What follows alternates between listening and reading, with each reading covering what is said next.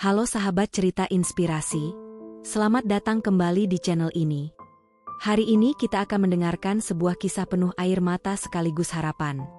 Judulnya adalah, Dulu Hanya OB yang Selalu Dihina, Kini Jadi Pengusaha Sukses. Kisah haru Pak Budi yang membuktikan semua salah. Tapi sebelum kita mulai ceritanya, jangan lupa untuk klik tombol subscribe, like, dan tinggalkan komentar kalian di bawah. Dan jangan lupa juga tekan tombol lonceng, supaya kalian selalu mendapatkan notifikasi setiap kali channel ini mengupload cerita terbaru. Semoga yang menonton cerita ini selalu diberi kesehatan, panjang umur, rezeki yang berlimpah, dan kebahagiaan bersama keluarga tercinta. Amin. Pagi itu, langit Jakarta masih diselimuti kabut tipis. Matahari baru saja merangkak naik, sinarnya samar-samar menembus gedung-gedung tinggi yang berdiri sombong di jantung kota. Jalanan dipenuhi suara klakson bersahut-sahutan, motor berdesakan, dan bus kota yang berhenti seenaknya. Di balik keramaian itu, seorang pemuda kurus dengan seragam abu-abu lusuh berjalan cepat sambil menenteng tas kain kecil di bahunya. Dialah Andi, seorang office boy berusia 23 tahun yang setiap hari menempuh perjalanan panjang dari kontrakan sempitnya menuju gedung perkantoran megah. Sesampainya di depan gedung, Andi menatap sebentar ke atas. Menara kaca menjulang tinggi, berkilau terkena cahaya pagi.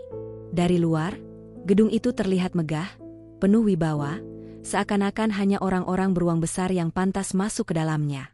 Andi menarik napas panjang, lalu berkata lirih pada dirinya sendiri. Ayo, Di, jangan minder. Rezeki orang berbeda-beda. Yang penting, kamu kerja halal, ucapnya sambil mencoba menegakkan bahu. Ia masuk ke dalam gedung, menyapa satpam dengan senyum kecil. Pagi, Pak Joko, katanya ramah. Satpam itu hanya mengangguk singkat. Matanya masih mengantuk. Andi berjalan ke ruang cleaning service, mengganti sepatunya dengan sandal karet, lalu mengambil alat pel. Tangannya yang kasar menggenggam gagang pel dengan cekatan, seolah itu adalah sahabat setianya. Di lantai kantor, suasana masih sepi. Lampu neon berkelip lembut, pendingin ruangan berdesis halus. Andi mulai menyapu koridor panjang, sesekali bersenandung kecil untuk menemani kesunyiannya.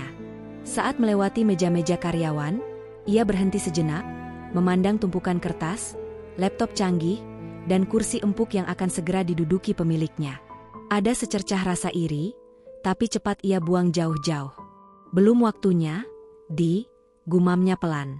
Jam dinding menunjuk pukul 7 pagi. Perlahan-lahan, karyawan mulai berdatangan.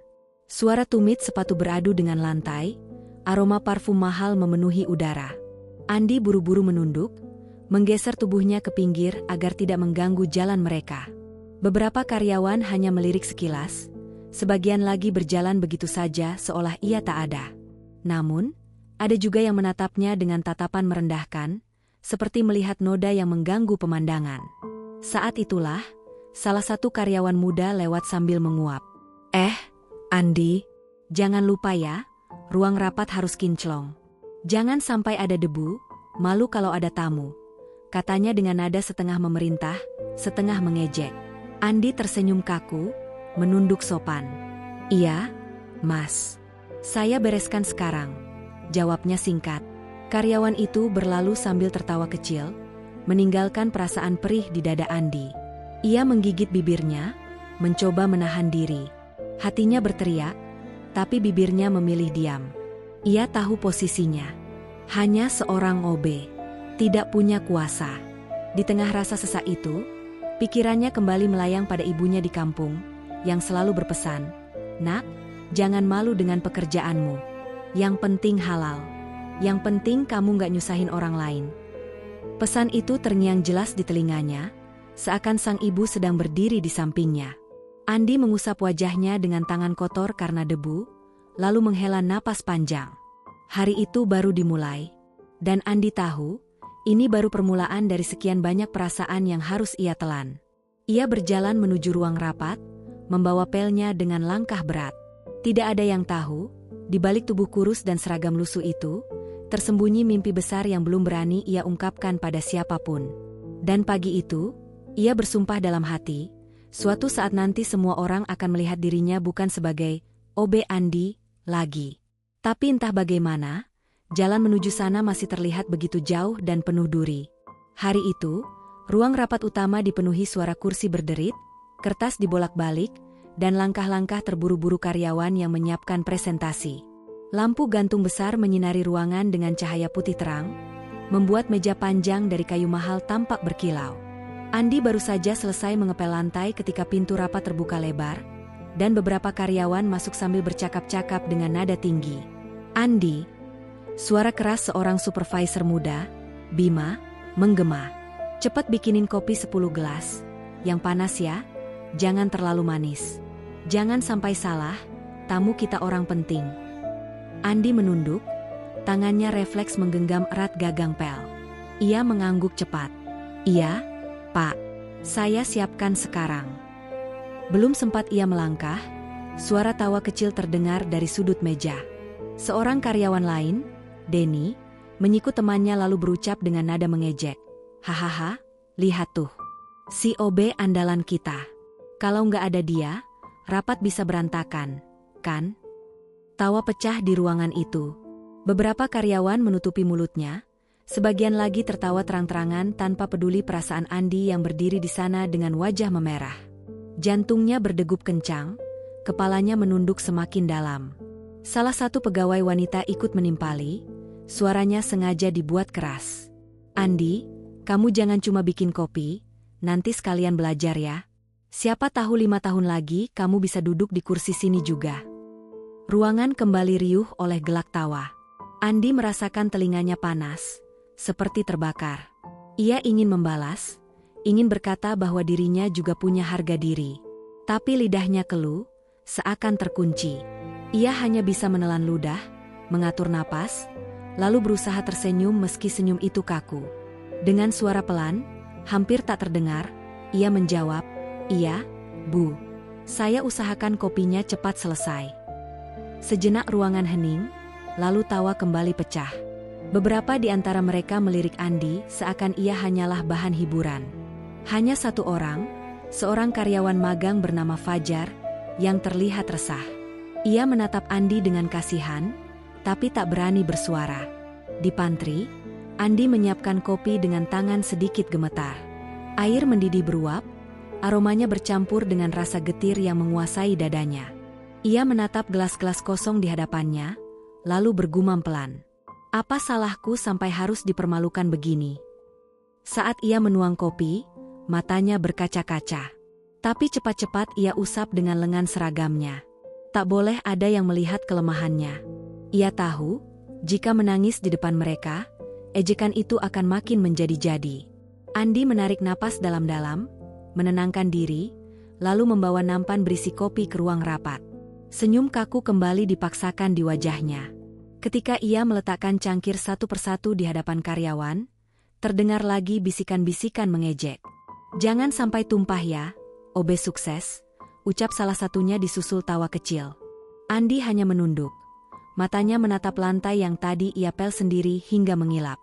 Dalam hati, ia bersumpah, ejekan ini akan ia balas. Bukan dengan kata-kata, bukan dengan amarah, tapi dengan cara yang lebih menyakitkan. Bukti bahwa ia bisa berdiri di tempat yang sama, bahkan lebih tinggi dari mereka.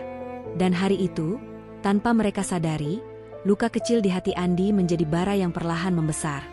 Malam itu, kamar kontrakan Andi terasa pengap. Ukurannya kecil, hanya cukup untuk sebuah dipan kayu, lemari tua yang pintunya sudah goyah, dan meja kecil penuh buku bekas yang sampulnya kusam. Lampu 10 watt menggantung redup di langit-langit, berayun pelan karena angin malam yang masuk dari jendela retak.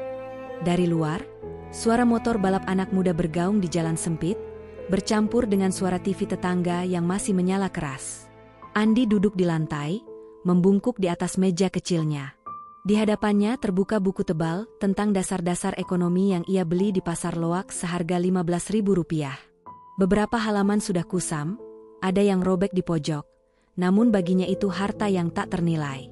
Pensil di tangannya bergerak cepat, menulis catatan di buku tulis tipis. Sesekali ia berhenti, mengernyitkan dahi, mencoba memahami kalimat-kalimat sulit yang baru pertama kali ia dengar. Apa maksudnya? Inflasi bisa memengaruhi daya beli masyarakat, gumamnya pelan, sambil menggigit ujung pensil. Kalau harga naik, orang jadi susah beli barang. Berarti kalau punya usaha, harus pintar atur harga. Ia menghela napas panjang, lalu menatap langit-langit sejenak. Matanya berat karena lelah bekerja seharian, tapi hatinya penuh rasa ingin tahu. Bayangan ejekan siang tadi masih terngiang jelas di telinganya. Kalimat, "OB sukses," seakan menusuk seperti pisau. Andi mengepalkan tangan, lalu berkata pada dirinya sendiri, "Kalian ketawa sekarang, tapi suatu hari aku juga bisa ngerti semua ini. Aku bisa lebih dari sekadar OB." Tiba-tiba terdengar suara dari luar pintu. "Di, kamu belum tidur?" Itu suara Rudi, teman sekamarnya yang bekerja sebagai sopir angkot. Andi menjawab tanpa menoleh, "Belum, Ruth. Lagi baca. Kamu duluan aja kalau mau tidur." Rudi mendorong pintu, masuk dengan kaos oblong kusam. Ia melihat meja penuh buku dan tersenyum samar. "Kamu ini aneh, Di. Udah kerja seharian capek, masih aja belajar. Buat apa? Emang ada gunanya?" Andi menutup bukunya sebentar, menatap sahabatnya dengan mata serius. "Ruth, kamu tahu nggak rasanya diremehin orang? Mereka pikir kita nggak bisa apa-apa. Aku nggak mau seumur hidup dipandang kayak gitu. Kalau aku nggak belajar sekarang, kapan lagi? Aku pengen buktikan kalau OB juga bisa ngerti bisnis, ngerti dunia mereka." Rudi terdiam, menepuk bahu Andi pelan. "Aku salut sama kamu, Di. Tapi jangan lupa istirahat. Jangan sampai sakit gara-gara maksa diri." Andi tersenyum tipis. "Iya, Ruth. Makasih." Setelah Rudi pergi tidur, Andi kembali menunduk pada bukunya. Hening memenuhi kamar, hanya suara gesekan pensil yang terdengar. Jam dinding menunjukkan pukul 1 dini hari, tapi Andi tak berhenti. Di matanya ada api kecil. Api yang menyala karena rasa sakit yang ia telan setiap hari. Dan malam itu, di tengah kontrakan sempit yang nyaris roboh, seorang office boy sedang menanam benih pengetahuan yang suatu hari akan tumbuh menjadi kekuatan besar. Ia belum tahu bagaimana, tapi ia yakin jalan itu akan terbuka. Perlahan-lahan, mimpi yang ia pendam mulai menuntunnya, entah menuju cahaya, atau menuju luka yang lebih dalam. Pagi buta, ketika banyak orang masih terlelap dalam mimpi, Andi sudah duduk di pinggir dipan kayu kontrakannya. Matanya sayu karena hanya tidur sebentar, tapi wajahnya menunjukkan keteguhan yang sulit dipatahkan. Ia membuka dompet tipisnya, menghitung lembar demi lembar uang yang kusut. Tidak banyak, hanya ratusan ribu yang ia sisihkan dari gajinya selama berbulan-bulan. Andi menatap uang itu lama, seakan sedang bicara dengan dirinya sendiri. "Sedikit banget, tapi ini hasil keringatku. Dari sini aku harus mulai," gumamnya lirih. Rudi, teman sekamarnya, baru saja bangun dan mengucek mata.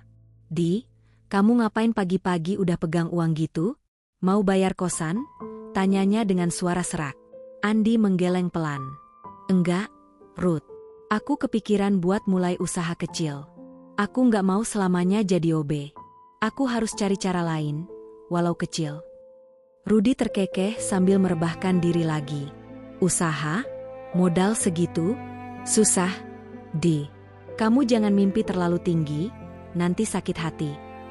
Andi menatap temannya dengan sorot mata mantap. "Kalau nggak mulai sekarang, kapan lagi? Aku udah cukup sering diremehin. Aku mau buktikan, meski mulai dari 1.000 perak."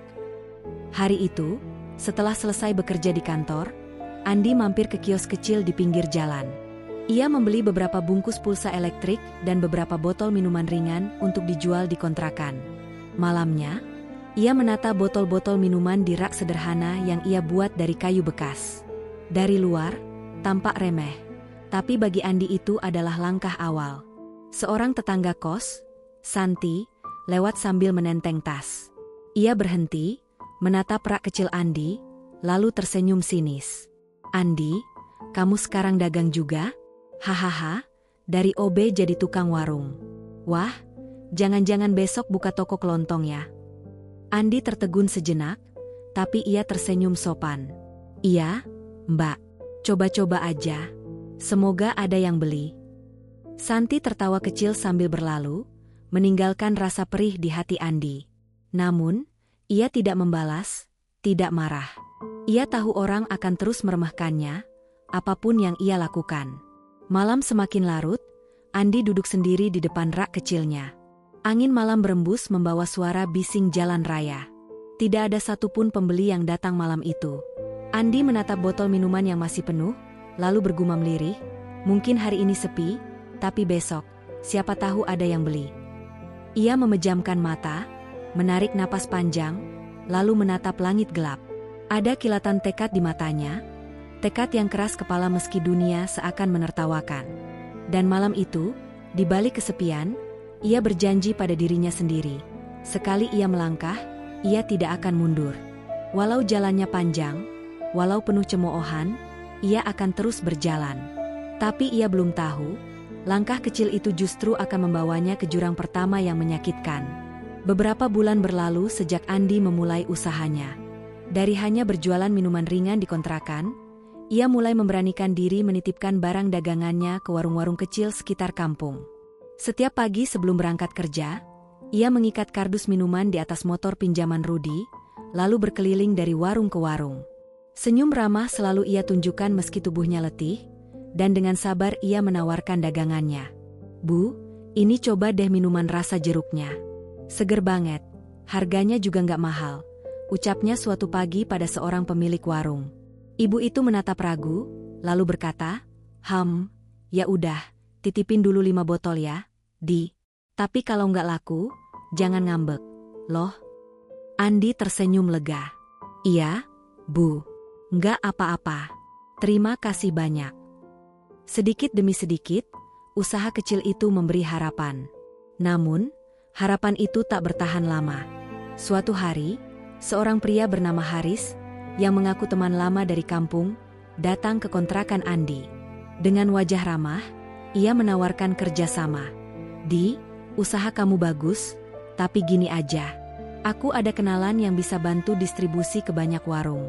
Kamu kasih modal ke aku, biar aku yang jalanin. Kamu tinggal duduk tenang, tinggal terima hasilnya." Andi menatapnya ragu. "Beneran bisa kayak gitu, Riz? Aku sebenarnya masih belajar. Takut salah langkah." Haris tersenyum meyakinkan, menepuk bahu Andi. "Tenang, aku ini udah pengalaman. Kamu percaya sama aku. Dari kecil kan kita sama-sama susah. Masa aku tega bohongin kamu?" Malam itu Andi gelisah. Ia duduk di depan rak kecilnya, menatap botol-botol minuman yang tinggal separuh. Kata-kata Haris berputar-putar di kepalanya. Ia tahu risikonya besar, tapi juga sadar peluang tidak datang 2 kali. Akhirnya, dengan hati yang masih bimbang, ia memberikan sebagian besar tabungannya pada Haris. Beberapa hari pertama, Haris masih datang membawa kabar baik. "Tenang aja, Di. Semua lancar. Minggu depan kita bisa dapat keuntungan besar," katanya. Andi tersenyum lega, rasa percaya dirinya tumbuh. Namun, minggu berganti bulan. Haris tiba-tiba sulit dihubungi. Nomor ponselnya mati. Alamat yang ia berikan ternyata palsu. Andi mondar-mandir mencarinya, tapi hasilnya nihil. Hingga akhirnya, ia harus menerima kenyataan pahit. Uang tabungan berbulan-bulan lenyap tanpa jejak. Malam itu, Andi duduk di kontrakan dengan wajah kosong. Rak minumannya kosong, uangnya habis, dan semangatnya runtuh. Rudi masuk, terkejut melihat sahabatnya hanya menatap lantai dengan mata merah. "Di, kamu kenapa?" Andi menghela napas berat. Suaranya serak. "Aku ditipu, Rud. Semua tabungan habis. Habis begitu aja." Rudi mengepalkan tangan, kesal. "Ya ampun, Di, kan aku udah bilang jangan gampang percaya. Dunia ini keras. Orang bisa pura-pura baik demi uang." Andi menutup wajahnya dengan kedua tangan. "Aku bodoh, Ruth. Bodoh banget. Gara-gara aku, semua kerja keras hilang sia-sia." Air mata akhirnya jatuh. Tangis itu bukan hanya karena uang, tapi juga rasa sakit dipermalukan oleh keadaan.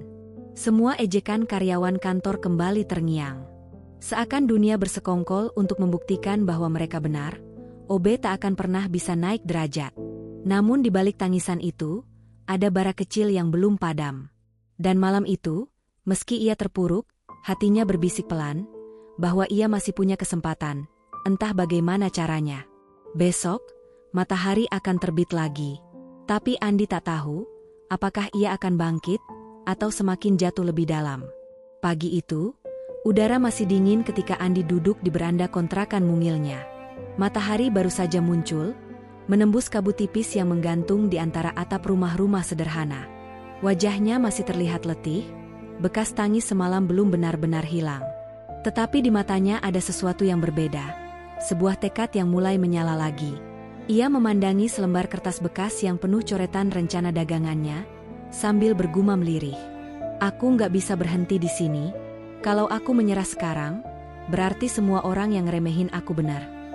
Rudi yang baru keluar kamar, masih mengucek matanya, mendengar kalimat itu. Ia duduk di samping Andi, menepuk bahunya pelan. Kalau kamu yakin bisa bangkit lagi, aku bakal temenin. Tapi kali ini, jangan gampang percaya sama orang. Kita harus jalanin dengan kepala dingin. Andi menoleh, tersenyum tipis. Iya, Ruth. Aku janji. Aku nggak mau jadi korban lagi. Beberapa hari kemudian, Andi mulai bergerak lagi. Ia memutuskan untuk menjual produk minuman buatannya sendiri. Dengan modal yang sangat kecil, ia membeli jeruk segar di pasar pagi, gula, dan beberapa botol kaca bekas yang ia bersihkan satu persatu. Dapur kontrakan berubah jadi tempat produksi sederhana. Bau jeruk segar bercampur gula memenuhi ruangan, membuat suasana pagi itu terasa berbeda, seperti lahirnya sesuatu yang baru. Saat Andi sedang menuang sari jeruk ke dalam botol, Rudi masuk sambil menahan tawa. Ya ampun, Di. Kontrakan kita jadi kayak pabrik minuman. Hati-hati, jangan sampai meledak tuh botol. Andi ikut tertawa kecil, untuk pertama kalinya setelah sekian lama. Biarin, Ruth. Dari dapur kecil inilah aku mau buktiin kalau OB juga bisa punya usaha sendiri. Hari pertama, ia memberanikan diri menawarkan botol jeruk buatannya ke warung-warung sekitar. Tangan Andi sedikit gemetar saat menyodorkan botol minuman itu ke seorang pemilik warung. Bu, ini coba minuman jeruk segar buatan saya sendiri. Nggak ada bahan pengawet. Sehat, seger, dan harganya terjangkau. Ibu warung itu memandang botol dengan tatapan ragu. Buatan sendiri? Emang bisa laku? Di? Orang-orang biasanya nyari yang merek terkenal. Andi menelan ludah, suaranya bergetar. Saya yakin, Bu, kalau ibu coba, pasti kerasa bedanya. Dengan sedikit enggan, ibu itu membuka satu botol dan mencicipinya. Ia terdiam sejenak, lalu matanya membesar. Ini enak loh, Di. Seger banget, rasanya asli, bukan kayak sirup-sirup pasaran. Andi menatap penuh harap. Jadi, bisa dititipin di sini, Bu? Ibu itu tersenyum. Titipin 5 botol dulu. Kalau laku, nanti tambah. Andi hampir melompat kegirangan. Ia mengangguk cepat, lalu menunduk hormat. Terima kasih banyak, Bu. Saya janji nggak akan bikin kecewa. Hari demi hari, Andi terus berkeliling dengan motor butut pinjaman Rudi. Panas terik membakar kulitnya, hujan deras sering memaksanya berteduh di pinggir jalan. Tapi semangatnya tak lagi sama seperti dulu.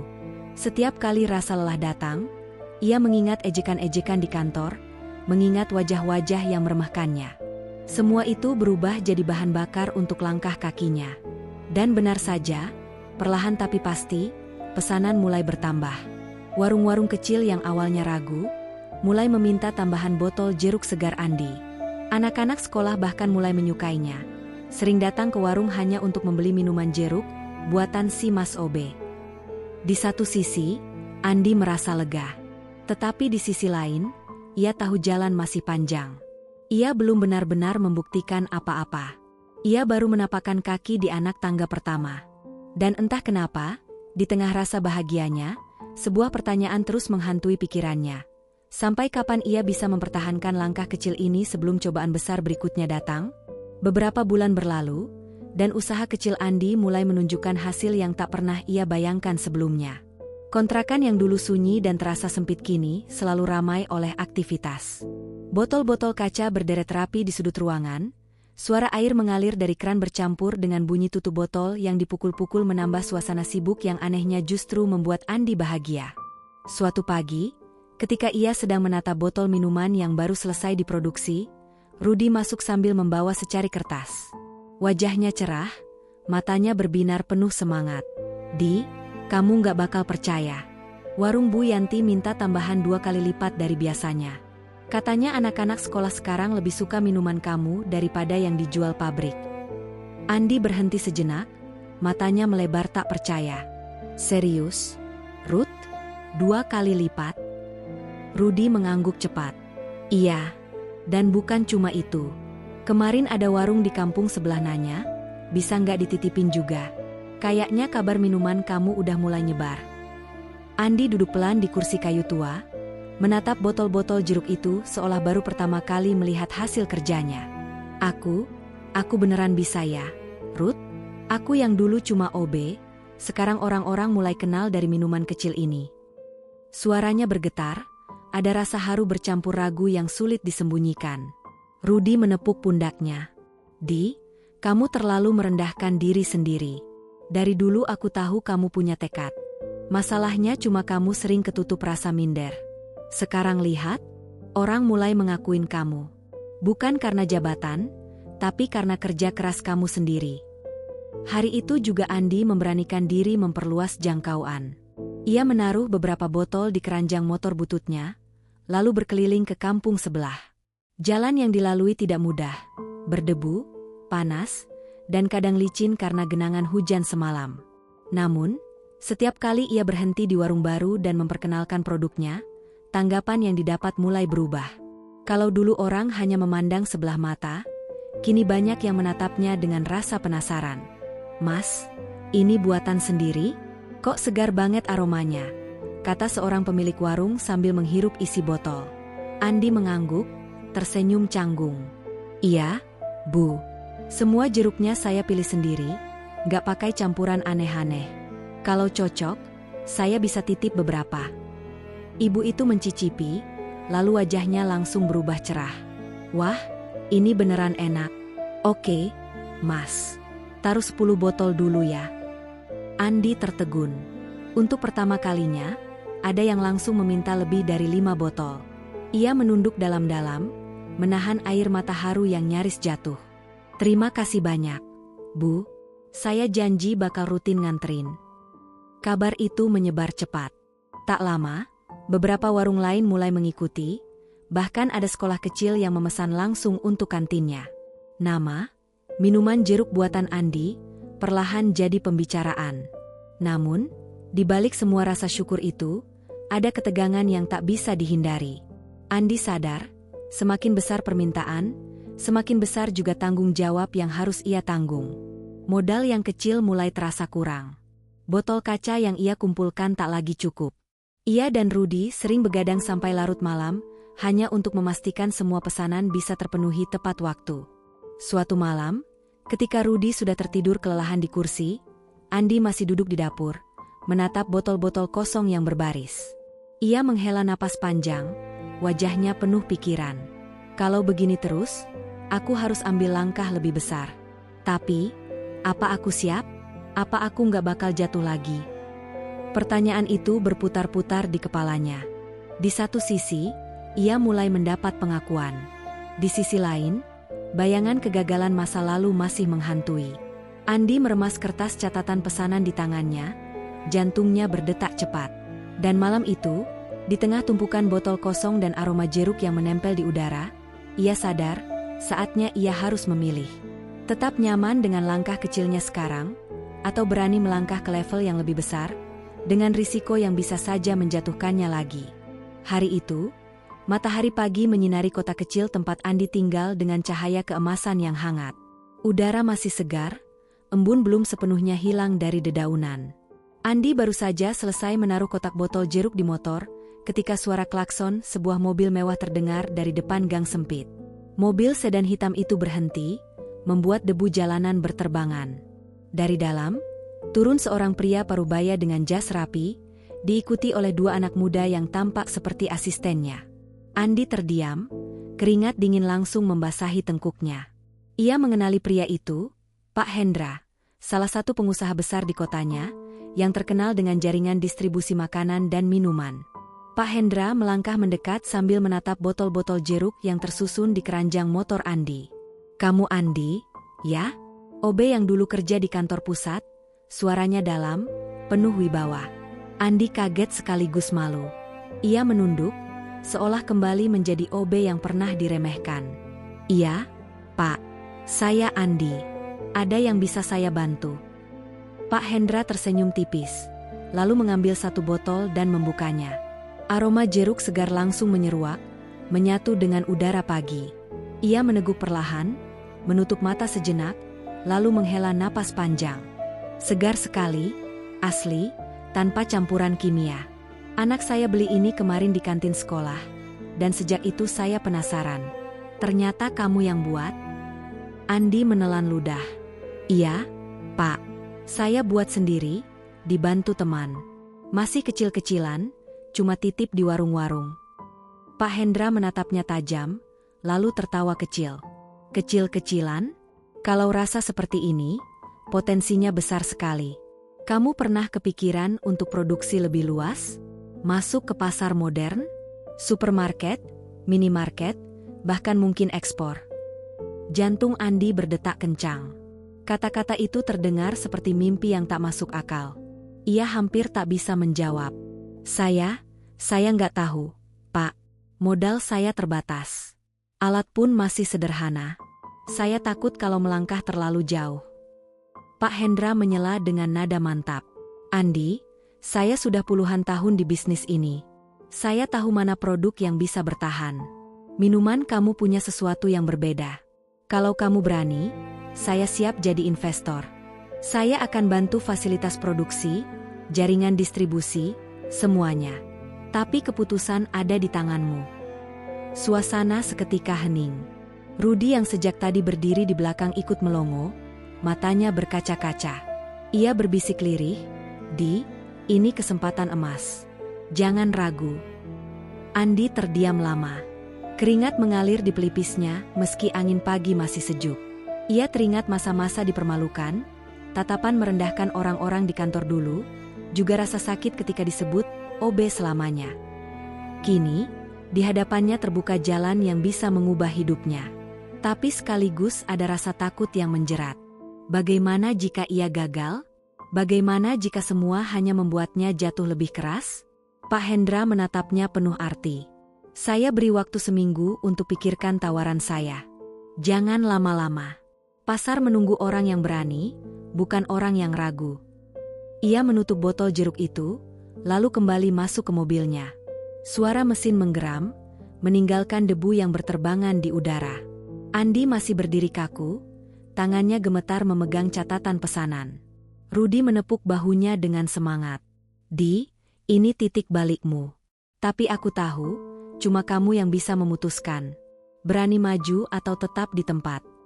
Angin pagi bertiup lebih kencang, seolah membawa bisikan keputusan besar yang harus segera diambil. Dan di dalam hati Andi, sebuah pertempuran dimulai, antara ketakutan lama yang mengekang, dan harapan baru yang mengintip dari celah cahaya. Hari-hari setelah pertemuan dengan Pak Hendra terasa seperti ujian bagi Andi.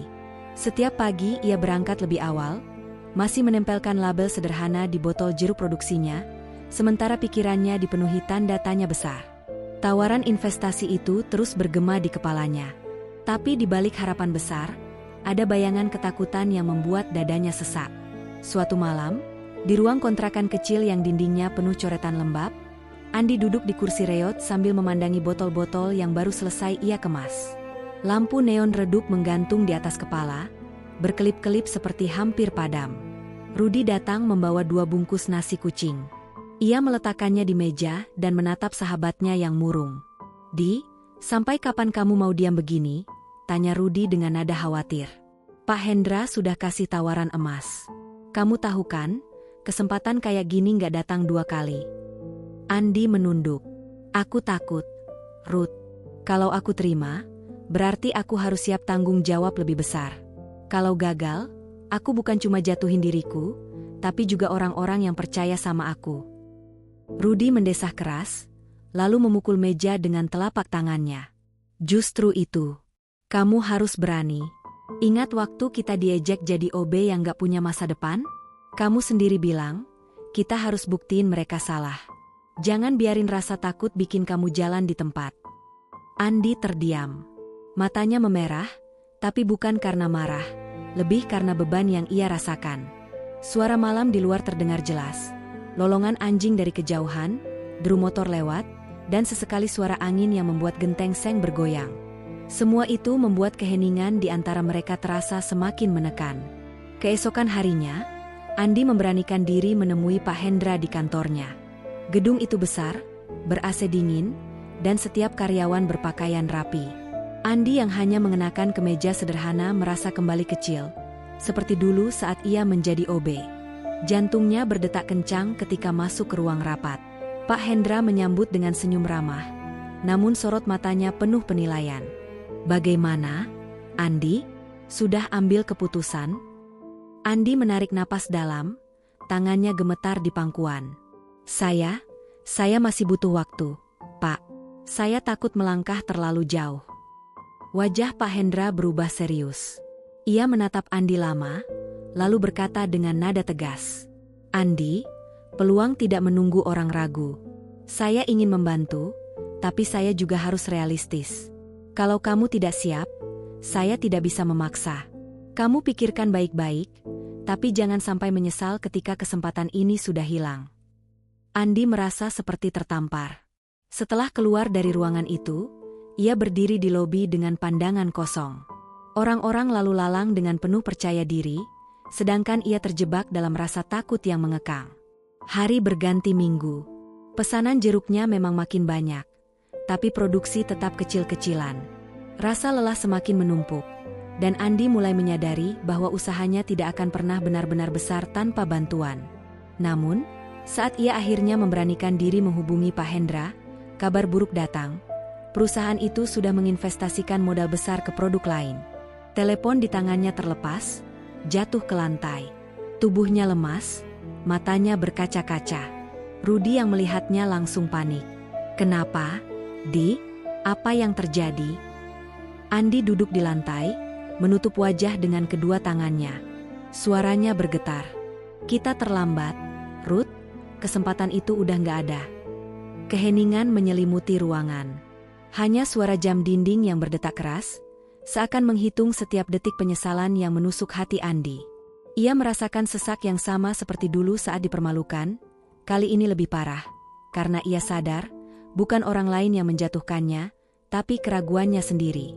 Dan malam itu, ketika ia menatap langit gelap dari jendela kontrakan, Andi berjanji pada dirinya. Ia tidak akan lagi membiarkan rasa takut merebut mimpinya. Tapi janji itu datang terlambat, atau mungkin baru saja dimulai. Musim hujan datang dengan derasnya. Atap kontrakan Andi bocor di beberapa titik, membuat air menetes ke ember-ember plastik yang ia taruh di lantai. Malam itu ia duduk termenung, mendengarkan suara hujan yang jatuh seperti dentuman drum di atas seng. Rudi masih setia duduk di sampingnya, menatap sahabatnya yang tampak kehilangan arah. Andi, kita nggak boleh berhenti di sini. Suara Rudi lirih tapi penuh tekad. Kesempatan dari Pak Hendra memang sudah hilang, tapi hidup kan nggak berhenti di situ. Kita bisa cari jalan lain. Kamu cuma perlu percaya, dan berani kali ini. Andi mengangkat kepalanya perlahan, wajahnya terlihat letih tapi matanya menyimpan kilatan tekad baru. Kalau aku jatuh lagi, Ruth, kalau semua usaha ini cuma bikin kita tambah hancur. Rudi menepuk bahunya.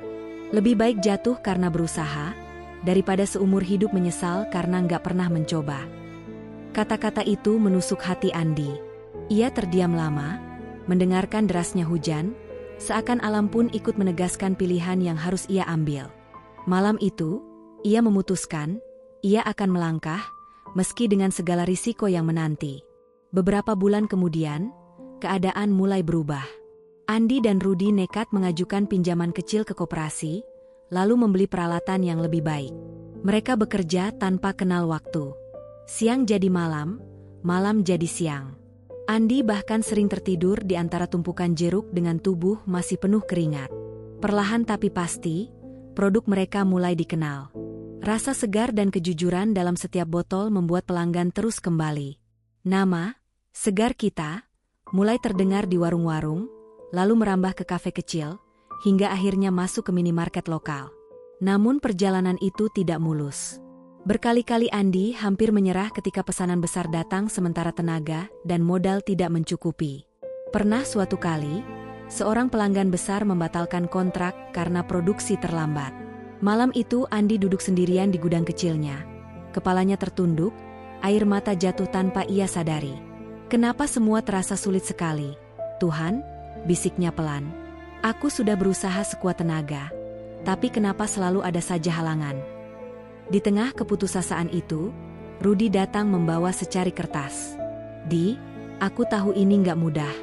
Tapi lihat, masih ada pesanan dari toko kecil yang percaya sama kita. Mereka nggak butuh ribuan botol, cuma puluhan.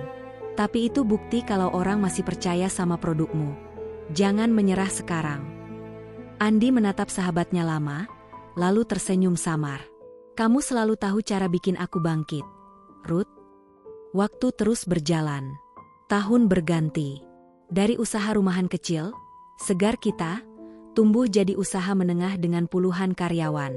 Andi mulai mempekerjakan beberapa OB muda di perusahaannya, dan setiap kali ia melihat mereka menyapu atau mengangkat kardus, hatinya bergetar. Ia tahu rasanya dipandang rendah, ia tahu pahitnya diremehkan. Maka ia memperlakukan mereka dengan hormat, bahkan sering makan bersama tanpa memandang jabatan. Suatu pagi, ketika Andi sedang memantau produksi, ia dikejutkan oleh kehadiran seseorang. Pak Hendra datang ke pabriknya, kali ini bukan sebagai pemberi tawaran, melainkan sebagai calon pembeli besar. Andi, suara Pak Hendra terdengar berbeda, ada kekaguman di dalamnya. Aku nggak menyangka kamu bisa sejauh ini. Jujur, dulu aku sempat ragu ketika kamu menolak tawaranku. Tapi ternyata, kamu membuktikan bahwa pilihanmu benar. Aku bangga melihatmu. Andi tersenyum, meski hatinya bergetar hebat. Terima kasih, Pak. Waktu itu saya memang takut.